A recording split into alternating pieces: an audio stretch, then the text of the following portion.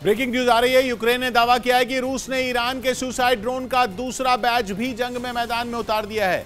रूस को ईरान से मिले शाहिद 136 ड्रोन ने यूक्रेन के पसीने छुड़ाए हुए हैं, लेकिन यूक्रेन की इंटेलिजेंस का कहना है कि रूस के शाहिद ड्रोन इस्तेमाल करने की वजह उसकी ताकत नहीं बल्कि रूस की मजबूरी है। यूक्रेन का दावा है कि बीते 8 महीनों से उस पर मिसाइलें दाग रहे रूस का जखीरा खाली होने लगा है, इसलिए अब वो ईरान के ड्रोन भरोसे है।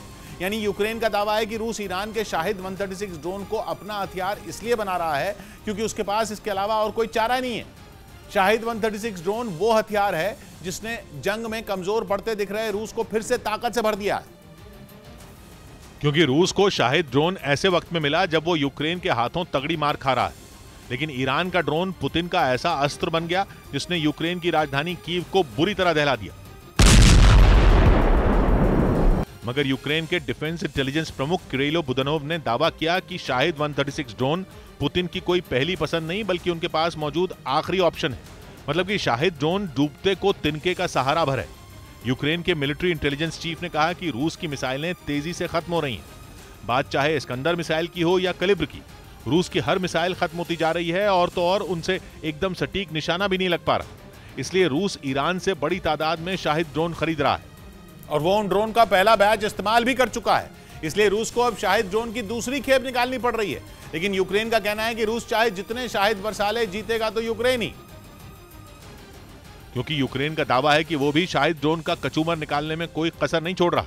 इसके सबूत के तौर पर सोशल मीडिया पर एक तस्वीर भी जारी की गई जिसमें यूक्रेन के राष्ट्रपति व्लादिमीर ज़ेलेंस्की मार गिराए गए एक शाहिद ड्रोन के बगल में खड़े नजर आए। दावा किया गया कि रूस ने यह ड्रोन कीव पर दागा था, लेकिन यूक्रेन के एयर डिफेंस सिस्टम ने उसका काम पहले ही तमाम कर दिया।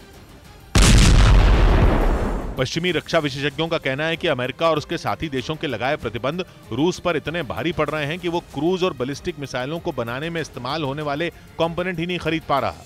वहीं अमेरिका और यूक्रेन की एक खुफिया रिपोर्ट का कहना है कि ईरान अपनी शॉर्ट रेंज मिसाइलें और बैलिस्टिक मिसाइलें भी रूस को देने के लिए तैयार है। यूक्रेन की जंग का हॉटस्पॉट बने जापोरिजिया न्यूक्लियर पावर प्लांट में रूस ने अब अवैध निर्माण शुरू कर दिया है। जापोरिजिया प्लांट पूरे यूरोप का सबसे बड़ा परमाणु पावर प्लांट है जिस पर मार्च से ही रूस कब्जा जमाए बैठा है। उसके आसपास छिड़ी जंग ने पूरी दुनिया के रोंगटे खड़े किए हुए हैं और उस पर अब दावा है कि उस जापोरिजिया न्यूक्लियर परमाणु प्लांट में रूस धड़ल्ले से निर्माण करने में लगा है। यूक्रेन पहले दिन से कहता आ रहा है कि रूस प्लांट के आसपास मिसाइलें और बम दागने में लगा है। ऐसे में अगर निशाना जरा सा भी इधर से उधर हो गया तो जापोरिजिया न्यूक्लियर परमाणु प्लांट का रेडिएशन पूरे के पूरे यूरोप को ले डूबेगा। इसी वजह से यूएन की न्यूक्लियर एजेंसी IAEA के हाथ पांव फूले हुए हैं।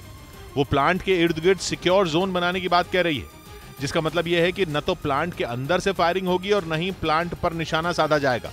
हालांकि इस पर रूस के एक अधिकारी ने कहा कि IAEA का आइडिया सही है और वो उसके लिए राजी है। उत्तर प्रदेश के आजमगढ़ से दिल दहला देने वाला एक वीडियो सामने आया। वहां एक तेज रफ्तार कार ने मोटरसाइकिल को जोरदार टक्कर मार दी।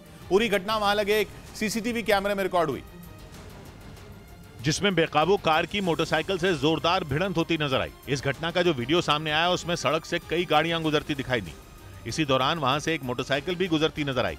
तभी सामने से आ रही तेज रफ्तार कार ने उसे जोरदार टक्कर मार दी। कार की रफ्तार इतनी तेज थी कि उसकी टक्कर लगने से मोटरसाइकिल पर सवार तीनों लोग उछलकर काफी दूर जा गिरे।